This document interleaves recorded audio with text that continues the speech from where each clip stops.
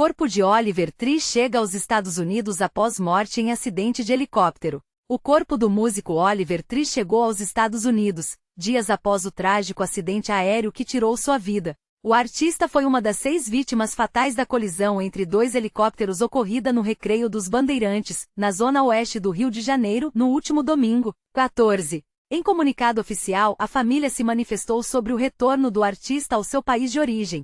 Oliver agora está de volta à Califórnia, onde finalmente pode descansar. Seu legado continuará vivo por meio de sua fundação, a Dr. Oliver Tree Extremely Epic Grant for Baby Geniuses, que será lançada em breve. Este é um projeto que Oliver havia planejado antes de falecer, conforme descrito em seu testamento. Garantiremos que seu desejo se concretize para que mais alegria, amor e arte possam ser espalhados pelo mundo. Esse era o seu último desejo. A decisão de destinar o patrimônio à filantropia já havia sido antecipada pelo próprio músico. Em uma entrevista concedida menos de 2 meses antes do acidente, Tree revelou que não deixaria sua fortuna para familiares, optando por transferir todo o capital acumulado em sua carreira para a instituição que ele idealizou. Nascido em Santa Cruz, na Califórnia, em 1993, Oliver Tree consolidou uma trajetória marcada tanto pela música quanto por uma persona excêntrica e autêntica. Com visual caricato, cortes de cabelo inusitados e apresentações que misturavam comédia, reality show e elementos de luta,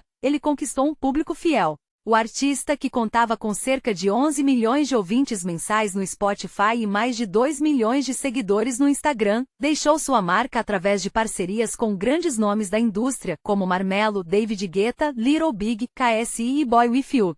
É impossível não sentir um baque profundo ao ver as imagens da chegada desse voo aos Estados Unidos, trazendo de volta para casa o que restou de uma das figuras mais singulares e criativas que a música pop viu surgir na última década. Quando falamos de Oliver Tree, não estamos falando apenas de um músico que acumulou números impressionantes nas plataformas digitais ou que emplacou hits virais com uma facilidade quase provocadora. Estamos falando de um artista que, desde que surgiu, se esforçou para desafiar a própria definição do que significa ser um popstar. Nascido em Santa Cruz, na Califórnia, em 1993, Oliver sempre foi um outsider. Ele não veio da indústria tradicional montado em uma estrutura corporativa padrão.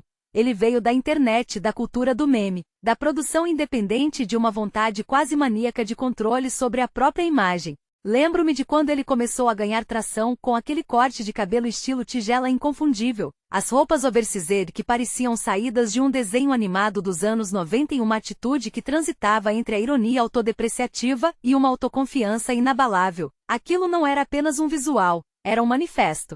Ele entendia como poucos que no século XXI, a música não é apenas som, é performance visual, é engajamento e é, sobretudo, a construção de um personagem que o público consiga abraçar ou odiar, e Oliver, com seu talento para o caos controlado, conseguiu as duas coisas com maestria.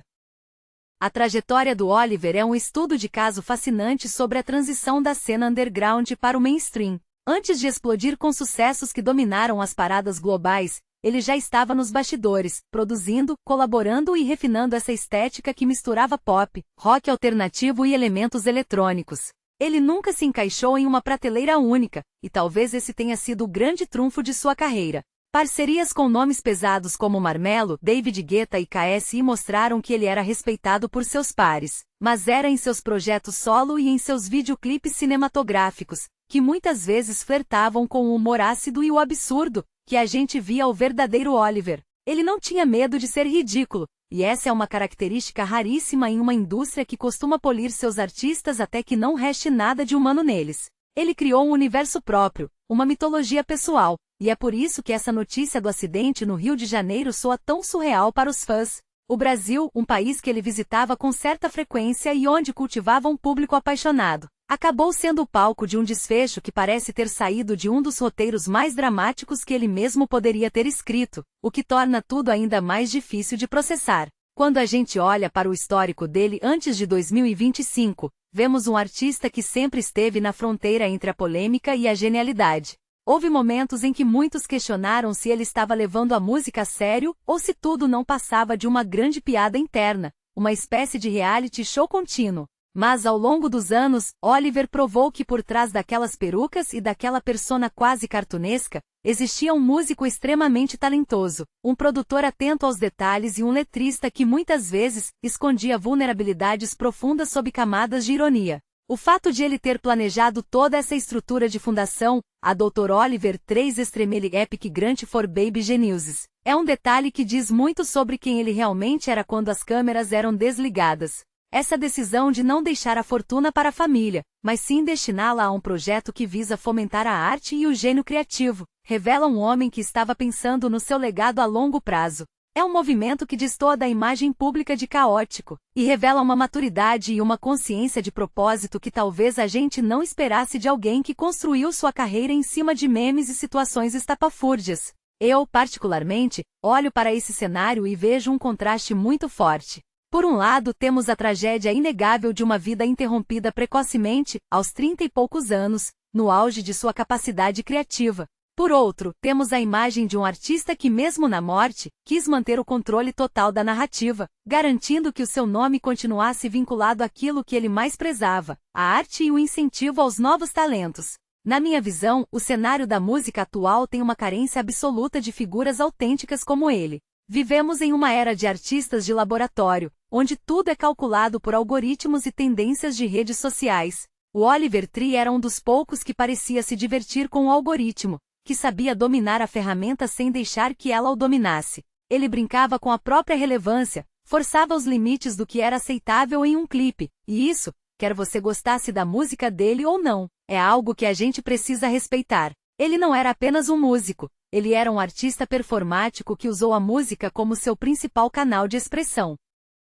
O que me chama a atenção também é como a notícia da morte dele no Rio de Janeiro, em uma tragédia aérea tão específica, acaba gerando uma onda de choque que transcende a música. Isso mostra que a conexão dele com o público era visceral. As pessoas não ouviam apenas as suas canções, elas seguiam a sua vida, acompanhavam os seus dilemas, participavam das suas batalhas públicas e se divertiam com as suas provocações. Ao chegar aos Estados Unidos, o corpo dele encerra um capítulo que foi, sem dúvida, um dos mais interessantes e imprevisíveis da música pop recente. O que resta agora é saber como essa fundação vai operar e de que forma o mercado vai processar essa perda. Eu acredito que com o tempo a figura do Oliver Tree será estudada não apenas pelas suas músicas, mas pela forma como ele manipulou a fama na era digital. Ele foi um pioneiro em muitos aspectos, alguém que entendeu que a autenticidade, mesmo que performada, é a moeda mais valiosa que um artista pode ter. A gente pode dizer que ele viveu exatamente como quis, sempre no limite, sempre provocando e sempre criando.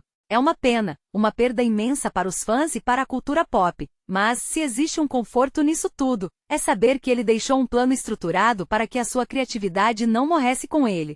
O seu legado, embora breve, é intenso e, como ele mesmo planejou, continuará vivo através de uma causa que ele considerava ser o seu último e maior desejo. É um encerramento digno para alguém que nunca aceitou ser comum. Pense no cara que tá feliz. Pense no cara que tá feliz porque criou o canal e tá colocando vídeos. Mas às vezes eu não fico tão feliz porque eu vejo os vídeos sem like, sem comentário e principalmente não entrando em inscritos, aí eu fico um pouco chateado. Mas eu não vou parar não. E você pode mudar isso aí, entendeu? Poxa, se eu tivesse vendo um cara falando isso aqui pra mim, eu vendo um vídeo na hora, porque não me custa nada. Quem tá assistindo esse vídeo tá logado em alguma conta. E aí, ó, só se inscrever, deixa um like ou comenta. Agora, se você comentar, eu também respondo, viu? Aí o pessoal fala, mas eu vou comentar o quê? Sei lá, fala de qual cidade você é. Meu nome é Pedro, eu tô aqui em Jundiaí, São Paulo. Inclusive eu sou da Bahia, sou o Márcio, dono desse canal. Olha aí. E aí o poder do vídeo, né, de conectar as pessoas. E você viu uma notícia que te agradou, uma notícia que você pesquisou. Pronto, me ajuda aí.